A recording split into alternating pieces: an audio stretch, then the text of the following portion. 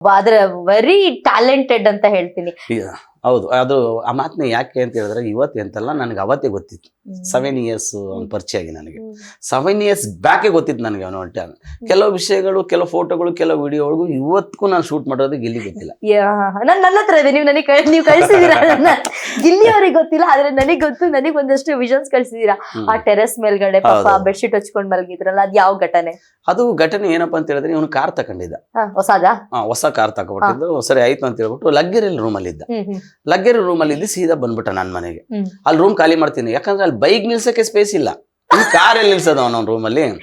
ನನಗ್ ಫೋನ್ ಮಾಡ್ದ, ಸರ್ ಹಿಂಗ್ ಆಗ್ಬಿಟ್ಟೈತೆ, ಏನ್ ಮಾಡೋದು ಸರ್ ಅಂತ. ನೋಡ್ರಿ ಏನ್ ಯೋಚನೆ ಮಾಡ್ತೀರಾ ಮಾಡ್ರಿ ಅಂತ. ನಾನ್ ನೆಕ್ಸ್ಟ್ ನನ್ ರೂಮ್ಗೆ ಬರ್ತಾನೆ ಅಂತ ಗೊತ್ತು ನನಗೆ. ನಾನು ಸುಮ್ನೆ ನೋಡಿ ಏನ್ ಯೋಚನೆ ಮಾಡ್ತೀರಾ ಮಾಡಿ ಅಂತ ಕಟ್ ಮಾಡಿದ್ರೆ ಎಲ್ಲ ಸಾಮಾನು ತುಂಬಿಕೊಂಡ ಸೀದಾ ಕಾರ್ ಎತ್ಕೊ ಬಂದ್ಬಿಟ್ಟು ನಮ್ಮ ಮನೇಲಿ ತಗೊಬಂದ್, ನಮ್ಮ ಓನರ್ ಇದಾರೆ, ಓನರ್ ಎದುರುಗಡೆನೆ ಕಾರ್ ನಿಲ್ಸ್ಬಿಟ್ಟವನೆ. ನಿಲ್ಸ್ಬಿಟ್ಟು ಸಾಮಾನೆಲ್ಲ ಎತ್ಕೋಗ್ತಾ ಇದಾರೆ. ಓನರ್ ಎಲ್ಲ ಕೂತ್ಕೊ ಅಬ್ಸರ್ವೇಷನ್ ಮಾಡೋರೆ. ಇವ್ರು ಇಬ್ರು ಇರ್ತೀನಿ ಅಂತ ಬಂದ್ರು, ಎಷ್ಟ್ ಚೆನ್ನಾಗಿದ್ದಾರೆ. ನನ್ಗೆ ಇವ್ನು ಅಲ್ಲಿ ನಾನೆಲ್ಲ ಹೊರಗಡೆ ಇದ್ದೀನಿ, ತಗೊಬಂದ್ ಸಾಮಾನು ಬೇರೆ ಹಾಕ್ಬಿಟ್ಟಿದ್ದಾನೆ. ಅದೇ ಟೈಮ್ ನಮ್ಮ ಅಪ್ಪ ಅವ್ರಿಗೆ ಬಿದ್ದು ಆಕ್ಸಿಡೆಂಟ್ ಆಗ್ಬಿಟ್ಟೈತೆ, ತಲೆ ಓಪನ್ ಆಗೈತೆ, ಅವರು ಇದ್ದಾರೆ.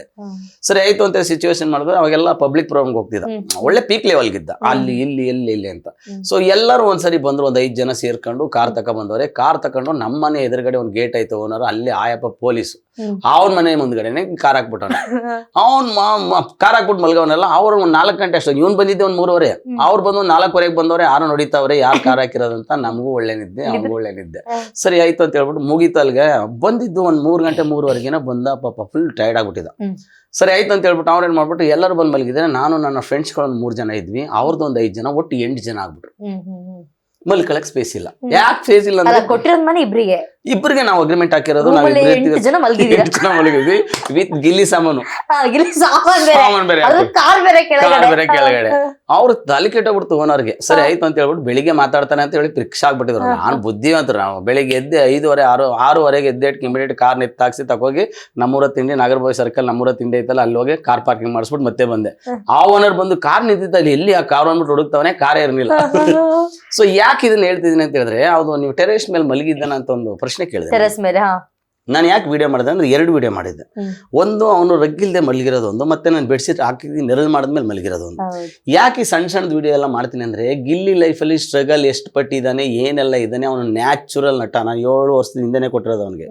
ನ್ಯಾಚುರಲ್ ಸ್ಟಾರು, ನ್ಯಾಚುರಲ್ ನಟ ಅವನು. ಹಂಗಾಗಿ ಮೊದಲು ಅವ್ನಿಗೆ ಏನಾರು ಬಿರುದು ಕೊಟ್ಟಿದ್ದೀನಿ ಅಂದ್ರೆ ಅದು ಸೂರ್ಯವಂಶಿನೇ, ನ್ಯಾಚುರಲ್ ಸ್ಟಾರ್ ಗಿಲ್ಲಿ ನಟ ಅಂತ. ಯಾಕೆ ಹೇಳ್ತೀನಿ ಅನ್ನೋದಾದ್ರೆ, ಬಂದು ಒಂದು 3:30 ಮಲಗಿದ್ದಾನೆ. ಅವ್ನ ಫ್ರೆಂಡ್ಸ್ಗಳು ಎಲ್ಲೇ ಸ್ಪೇಸ್ ಇತ್ತು ಅಲ್ಲೇ ಮಲಗಿಬಿಟ್ರು ಮೇಡಮ್.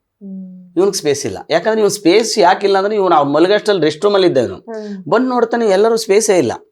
ಯಾಕಂದ್ರೆ ಅವ್ನಿಗೆ ಒಂದ್ ಚಾಪೆ ಬೇಕು, ಒಂದ್ ಫುಲ್ ಒಂದ್ ಚಾಪೆ ಇಲ್ಲ. ಪಕ್ಕದಲ್ಲೂ ಜಾಸ್ತಿ ಇರೋ ಅವ್ರನ್ನೂ ಒದಿತಾನೆ. ಅದೆಲ್ಲ ನೋಡ್ಬಿಟ್ರು, ಸ್ವಾಮಿ ದಯವಿಟ್ಟು ಇದೇನ್ ಮಾಡೋದು, ನಿಮ್ಗೆ ಜಾಗ ಇಲ್ಲ ಅಂದ್ರೆ. ಸರಿ ಏನ್ ಸರ್ ನನ್ಗೆ ಏನ್ ಮಾಡೋದು ಅಂದ್ರೆ, ನಾನು ಒಂದು ಚಾಪೆ, ಒಂದು ಹಳೇದೊಂದು ಚಾಪೆ ಮತ್ತೆ ಒಂದು ದಿಂಬು ಏನಿರುತ್ತೆ ಅದನ್ನ ಕೊಟ್ಟೆ, ಸೀದಾ ಟೆರೇಸ್ ಮೇಲೆ ಓದ್ ಮಲ್ಗದ. ನಾನು ಬೆಳಿಗ್ಗೆ ನ್ಯಾಚುರಲ್ ಆಗಿ ಹೇಳೋದು ಒಂದು 8:30-9 ಗಂಟೆಗೆ ನಾನು ಎದ್ದೆ. ಹತ್ರ ಒಂದು 8:30-9 ಗಂಟೆಗೆ ಎದ್ದಿದ್ದು ಮೇಡಮ್. ಹೊರಗಡೆ ಅವ್ರನ್ನ ಬಂದು ನೋಡ್ತೀನಿ, ಗಿಲ್ಲಿನ ಮಲಗಿದ್ದೇನೆ. ಬಿಸಿಲು ಆ ಟೈಮಲ್ಲಿ ಸಿಕ್ಕಾಬಟ್ಟೆ ಬಿಸಿಲು ಬರುತ್ತೆ.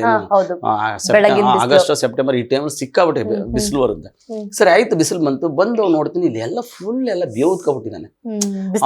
ಹಂಗೆ ಮಲಗಿದ್ದಾನೆ ನಿದ್ರೆ. ನಾನು ಫಸ್ಟ್ ಏನ್ ಮಾಡಿದೆ, ಇದೆಲ್ಲ ಒಂದ್ ಕಡೆ ಬೇಕಾಗತ್ತಲ್ಲ ಅವ್ನಿಗೆ ಅಂತ ಹೇಳ್ಬಿಟ್ಟು ನಾನು ಮೊದಲು ಅವ್ನು ಬಿಸಿಲು ಮಲಗಿದ್ನಲ್ಲ ಅದೊಂದು ವಿಡಿಯೋ ಮಾಡಿದೆ. ಅದಾದ್ಮೇಲೆ ಬೆಡ್ಶೀಟ್ ಹಾಕ್ಬಿಟ್ಟು ಒಂದು ವಿಡಿಯೋ ಮಾಡಿದೆ. ಯಾಕಂತ ಹೇಳಿದ್ರೆ ನಾನು ಅವ್ನು ಎದುರಿಸ್ತಿದ್ದೆ, ನಾನು ಸ್ಪೇಸ್ ಐತೆ, ನಾನು ಮಲಗಿರೋ ಜಾಗ ಅಲ್ಲೋಗಿ ಮಲ್ಕೋ ಅಂತ. ಅವ್ನು ಎದುರಿಸ್ಬಿಟ್ರೆ ಮತ್ತೆ ಮಲಗಲ್ಲ, ನಾನು ಇನ್ನೊಂದ್ ಸ್ವಲ್ಪ ಹೊತ್ತು ಮಲಗಲಿ ಅವನು ಅಂತ ಹೇಳ್ಬಿಟ್ಟು ನಾನು ಏನ್ ಮಾಡಿದೆ, ನಾನು ಓದ್ಕೊಂಡಿರೋ ಬೆಡ್ಶೀಟ್ ನ ತಗೋ ಅವ್ನಿಗೆ ಹಾಕಿ ಅವ್ನಿಗೆ ನೆರಳು ಮಾಡಿದೆ. ಅದಾದ್ಮೇಲೆ ಒಂದು 12 ಗಂಟೆ ಮಲಗಿದ್ದೆ. ಅದೇ ಬಿಸಿಲಲ್ಲಿ ಅದೇ ನೆರಳಲ್ಲಿ ನಾನು ನೋಡ್ಕೊತಿದ್ದೆ, ವಾಚ್ ಮಾಡಿದೆ, ಎಲ್ಲಿ ಬರುತ್ತೆ ಏನ್ ಕತೆ ಅಂತ ನೋಡ್ಕೊತಿದ್ದೆ. ಅದಾದ್ಮೇಲೆ ಮಲಗಿಸಿದ್ದೆ.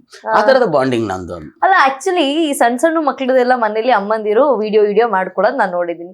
ಇದ್ಯಾವ್ದಿದು ಗಿಲ್ಲಿ ಅವರು, ನೀವು ಗಿಲ್ಲಿ ಅವ್ರ ವಿಡಿಯೋಸ್ನೆಲ್ಲ ಕಲೆಕ್ಟ್ ಮಾಡಿದ್ವು, ವೆರಿ ಬ್ಯೂಟಿಫುಲ್. ಯಾಕೆ ಅಂತ ಹೇಳಿದ್ರೆ, ಇವ್ನು ಯಾವ ಲೆವೆಲ್ಗೆ ಹೋಗ್ತಾನೆ, ಯಾವ ಪೀಕ್ ಲೆವೆಲ್ಗೆ ಹೋಗ್ತಾನೆ ಅಂತ ಐ ಗೆಸ್ ಮೊದ್ಲೆ. ಓ ಮೈ ಬೇರೆ ಲೆವೆಲ್ಗೆ ಹೋಗ್ತಾನೆ ಅಂತ ಗೊತ್ತಿತ್ತು ನನಗೆ.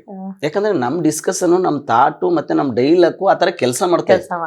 ನಾನು ಅದನ್ನ ಏನ್ ಮಾಡ್ತಿದ್ದೀನಿ, ನನ್ನ ವಿಡಿಯೋಗಳು ನನ್ನ ಮೊಬೈಲ್ ಇಲ್ಲ, ಗಿಲ್ಲಿದಿತ್ತು. ಯಾಕೆ ಹೇಳ್ತೀನಿ ಅಂತ ಹೇಳಿದ್ರೆ, ಎಷ್ಟೋ ಜನ ಇವತ್ತೆಲ್ಲ ಪ್ರಶ್ನೆಗಳು ಕೇಳ್ತಾರೆ. ನೀವೇ ಕೇಳಿದ್ರಿ, ಕಾರು ಬಂಗ್ಲೆ ಅದು ಇದು, ಯಾವ್ದು ಇಲ್ಲ ಮೇಡಮ್.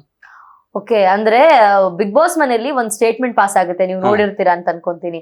ಬಡವ ಅಂತ ಹೇಳ್ಬಿಟ್ಟು ಬನಿಯನ್ ಹಾಕೊಂಡು ಅದೊಂದ್ ಬಡವ ಅನ್ನೋ ತರ ಪೋಸ್ ಕೊಡ್ತಿದ್ದಾರೆ, ಅಂದ್ರೆ ಬಡವ ಅನ್ನೋ ತರ ಪೋರ್ಟ್ರೇ ಮಾಡ್ಕೊಳ್ತಿದ್ದಾರೆ ಅಂತ ನೀವು ನೋಡಿದೀರಾ.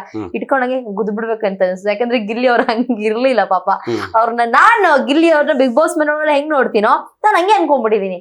ಇವ್ರು ನಿಜ ಜೀವನದಲ್ಲಿ ಇವ್ರು ಹಿಂಗೆ ಇರೋದು ಅಂತ. ಒಂದೊಂದಷ್ಟು ಜನ ಒಂದೊಂದ್ ತರ, ಬಟ್ ಧ್ರುವಂತ ಸ್ಟೇಟ್ಮೆಂಟ್ ಅನ್ನ ಕೊಡ್ತಾರೆ, ನೀವು ನೋಡಿರ್ತೀರಾ. ಸೊ ಅದಕ್ಕೋಸ್ಕರನೇ ಗಿಲ್ಲಿ ಅವರಿಗೆ ಎಷ್ಟು ಬಂಗಲೆಯ ಮನೆ ಇದೆ, ಎಷ್ಟು ರೂಮಿನ ಬಂಗ್ಲೆ ಇದೆ, ಆಮೇಲೆ ಎಷ್ಟು ಎಕರೆ ಜಮೀನ್ ಇದೆ, ಯಾವ ಬೆನ್ಸ ಆಡಿನ BMW ನ ಕಾರ್ ಇರೋದು, ಯಾವ್ದು ಬೈಕ್ ಯಾವ್ದಿರೋದು, ಬುಗಾಟಿನ ಯಾವ್ದು ಗಾಡಿ ಇರೋದು. ಸೊ ಹಿಂಗೆ ಅವ್ರ ಹತ್ರ ಎಷ್ಟು ಲಕ್ಷದ ಶರ್ಟ್ ಇದೆ, ಎಷ್ಟು ಲಕ್ಷದ್ದು ಡಾಗ್ ಇದೆ ಅವ್ರ ಮನೇಲಿ. ಸೊ ಅವ್ರ ಮನೇಲಿ ಎಷ್ಟು ಕೋಟಿಗೆ ಬೆಲೆ ಬಾಳ್ತಾರೆ ಗಿಲ್ಲಿ ಅವರು. ನೋಡಿ, ಯಾವತ್ತು ರಿಯಾಲಿಟಿ. ಎಸ್, ಈಗ ನೀವು ಸೋಷಿಯಲ್ ಮೀಡಿಯಾದಲ್ಲೆಲ್ಲ ಬೇರೆ ಮಾತಾಡ್ಬೋದು, ಅಥವಾ ಗಿಲ್ಲಿ ಊರ್ನ ನೋಡದೆ ಮಾತಾಡ್ಬೋದು ಮೇಡಮ್. ಸೊ ಗಿಲ್ಲಿ ಬೆಳವಣಿಗೆ ಅಂದ್ರೆ ಏನು? ಫಸ್ಟ್ ಆಫ್ ಆಲ್ ಬೆಳವಣಿಗೆ ಅಂದ್ರೆ ಏನು? ಚೇಂಜ್ ಅವರ ಬೆಳವಣಿಗೆ ಅಂತ ಕೇಳ್ತೀವಿ ಇಂದಲ್ಲೂ ಸ್ಟಾರ್ಟಿಂಗ್. ನೀವು ನಂಬ್ತಿರೋ ಬರ್ತಿರೋ, ನನ್ನ ಸ್ನೇಹ ಅಂದ್ರೆ ನನ್ನ ಫ್ರೆಂಡ್ಶಿಪ್ ಆಗೋ ಮುಂಚೆ ಗಿಲ್ಲಿ ಹತ್ರ ಅಕೌಂಟು ಇರಲಿಲ್ಲ. ಅಕೌಂಟ್ ಜೀರೋ ಅಕೌಂಟ್, ಒಂದು ಜೀರೋ ಅಕೌಂಟ್ ಇರಲಿಲ್ಲ ಮೇಡಮ್. ನಾನು ಕೆಲವು ಏನು ಕೇಳ್ತಿದ್ದೀನಿ ಅಂದರೆ, ನನಗೆ ಅವಾಗ ದುಡ್ಡು ಕಳಿಸೋಣ ಪಾಪ ಅವನು, ಯಾರು ಅಕ್ಕ ಅವರು ಆಗಿರ್ಬೋದು, ಬೇರೆಯವ್ರು ಯಾರು ಕೆಲವರು ಇದ್ದರೆ ನನಗೆ ದುಡ್ಡು ಹಾಕ್ಸ್ಬಿಟ್ಟು ನಾನು ಇಲ್ಲೋ ಇರ್ತಿದ್ದೆ. ನನಗೆ ಫೋನ್ ಮಾಡೋಣ, ಸರ್ ದುಡ್ಡು ಬಂದಿದೆಯಾ? ಬಂದಿದೆ, ಬೇಗ ಬಂದ್ಬಿಡಿ. ನನ್ನ ಕೆಲಸ ಬಿಟ್ಬಿಟ್ಟು ಹೆಂಗೆ ಬರಲಿ, ಆಮೇಲೆ ನಿಮ್ಮ ಅಕೌಂಟ್ಗೆ ಹಾಕಿಸ್ಕೊಳ್ರಿ ನಾನು ಅಂದೆ. ಸರ್ ನನ್ನ ಹತ್ರ ಅಕೌಂಟ್ ಇಲ್ಲ ಅಂತ. ನೀವು ಹೋಗಿ ಬನ್ನಿ ಅಂತಾನೆ ಮಾತಾಡ್ಸೋದ? ಖಂಡಿತ, ಇಬ್ರು ಕೂಡ ಮಗ ಮಚ್ಚ ದೋಸ್ತ. ಅಂದ್ರೆ ನಾವು ಅಷ್ಟು ತುಂಬಾ ಹತ್ತಿರದಲ್ಲಿದ್ರು. ಅದನ್ನೆಲ್ಲ ನಾನು ಹೇಳಿದ್ರೆ ಸ್ಟಾರ್ಟಿಂಗ್ ಅಗ್ರಿಮೆಂಟ್, ನಿಮ್ಗೆ ಮಗ ಹೋಗುವಂತ ಬಂದಾಗ ನಿಮ್ಗೆ ಬೇರೆ ಬೇರೆ ಪದಗಳು ಮತ್ತೆ ಬೇರೆ ಬೇರೆ ಒಂಥರ ಇದಾಗ್ಬಿಡುತ್ತೆ. ನಾವು ಹಂಗಿಲ್ಲ, ಹೋಗಿ ಬನ್ನಿ ಸರ್ ಬನ್ನಿ ಅಷ್ಟೇ ಮಾತಾಡೋದು. ಹಂಗೆ ಮಾತಾಡೋದು. ಎಲ್ಲಿದ್ರೇನ್ರಿ, ಬನ್ರಿ ಹೋಗ್ರಿ, ಹಿಂಗೆ ಮಾತಾಡೋದು ನಾವು. ಸೊ ಅದಾಯ್ತು ಅಂತ ಹೇಳ್ಬಿಟ್ಟು ನಾವೇನ್ ಮಾಡ್ಬಿಟ್ಟು, ಯಾಕೆ ಅಕೌಂಟಲ್ಲಿ ಏನು ಇಲ್ವಲ್ಲ ಅಂತ ಕೇಳೋದಕ್ಕೆ ನಾನು ಇಮಿಡಿಯೇಟು ಸುಳ್ಳು ಹೇಳ್ತಾ ಇದಾರೆ ಅಂತ. ಆಮೇಲೆ ಅವ್ರು ಕೇಳಿದ್ರು, ಸರಿ ಆಯಿತು ಅಂತ ಹೇಳ್ಬಿಟ್ಟು, ನೀವು ಒಂದು ಕೆಲಸ ಮಾಡಿರಿ, ನೀವು ಹಿಂಗೆ ಇದ್ರೆ ಆಗೋದಿಲ್ಲ ಅಂತ ಹೇಳ್ಬಿಟ್ಟು ನಾನೇನು ಮಾಡಿದೆ, ಸೀದಾ ಚಂದ್ರಲೆ ಹೋಟ್ಲಿ ಅರುಣ್ ಕುಮಾರ್ ಅಂತಿದ್ರು, ಕರ್ನಾಟಕ ಬ್ಯಾಂಕು ಮ್ಯಾನೇಜರ್. ಫೋನ್ ಹೊಡೆದೆ ನಾನು, ಸರಿ ಒಂದು ಅಕೌಂಟ್ ಬೇಕು ಅಂತ. ಆಮೇಲೆ ಬನ್ನಿ ಅಂತಂದರು. ಇಲ್ಲ ಅವರು ಲಗ್ಗೆರಲ್ಲಿದ್ದಾರೆ ಸರ್. ಹಂಗಾರೆ ಅಲ್ಲೇ ಮಾಡಿಸಿ ಅಂದರು.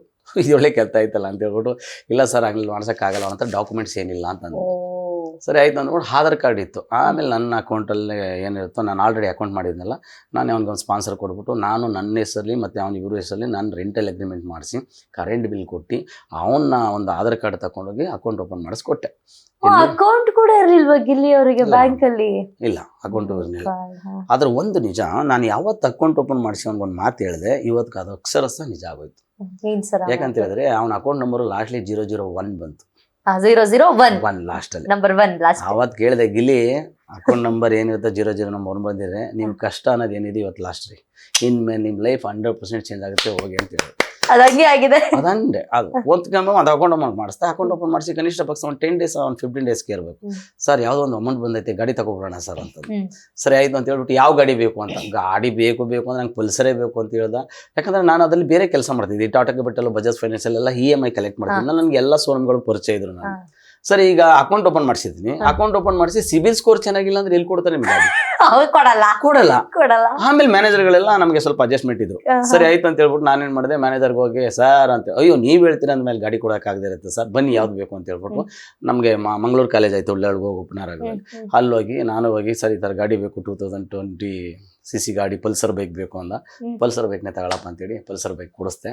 ಪಲ್ಸರ್ ಬೈಕ್ ಕೊಟ್ಬಿಟ್ಟು ಅವತ್ತಿಗೂ ಅದನ್ನೇ ಹೇಳಿದ್ದೀನಿ, ಇವತ್ತು ಗಾಡಿ ತಗೊಳ್ತಾ ಇದ್ದೀರಾ, ಇನ್ನು 2 ವರ್ಷದೊಳಗಡೆ ಮಾತ್ರ ಕಾರ್ ಇರುತ್ತೆ ಅಂತ. ಪಕ್ಕ ಅದು ಕಾರ್, ಸಾಮಾನ್ಯದ ಕಾರ್ ತಗೊಳ್ಳಿಲ್ಲ ಅವನು. ಕಾರ್ ತಗೊಳಕ್ ಒಂದು ಉದ್ದೇಶ ಇತ್ತು. ಯಾಕಂದ್ರೆ ಪಬ್ಲಿಕ್ ಪ್ರೋಗ್ರಾಮ್ಗೆ ಹೋಗೋರ್ಗೆ ಸುಮಾರು ಜನ ಫೋನ್ ಮಾಡ್ತಾ ಇದ್ದ, ಕಾರ್ ಬೇಕು, ಭಾಗ್ಯ, ಹಂಗ ಹಿಂಗ ಅಂತ ಫೋನ್. ಯಾರು ಬರ್ತಾರೆ, ಅವ್ರ ಕೆಲಸ. ಅದಾದ್ಮೇಲೆ ನೆಕ್ಸ್ಟ್ ಕಾರ್ ಬಂತು ಅಂದ್ರೆ ಪೆಟ್ರೋಲ್ ಹಾಕ್ಸ್ಬೇಕು, ಡೀಸೆಲ್ ಹಾಕ್ಸ್ಬೇಕು, ಅವ್ನು ಕನ್ವಿನ್ಸ್ ಕೊಡ್ಬೇಕು, ಅವ್ನು ಬಾಟ ಕೊಡ್ಬೇಕು, ಇದೆಲ್ಲ ಇತ್ತು.